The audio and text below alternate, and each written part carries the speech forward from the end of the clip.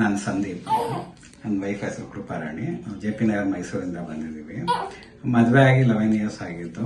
ನಾವು ಒಂದು 4 ಇಯರ್ಸ್ ಇಂದ ಟ್ರೈ ಮಾಡ್ತಾ ಇದ್ವಿ.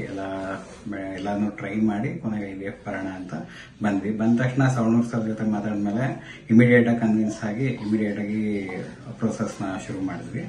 ಪ್ರೊಸೆಸ್ ಶುರು ಮಾಡಿದ್ಮೇಲೆ ಏನಂದ್ರೆ ಎಕ್ಸ್ಟ್ರಾ 3 months ಕನ್ಸೀವ್ ಆಗಿದ್ದು. ಹೌದು, ಫಸ್ಟ್ ಅಲ್ಲೇನೆ ಪಾಸಿಟಿವ್ ಬಂತು.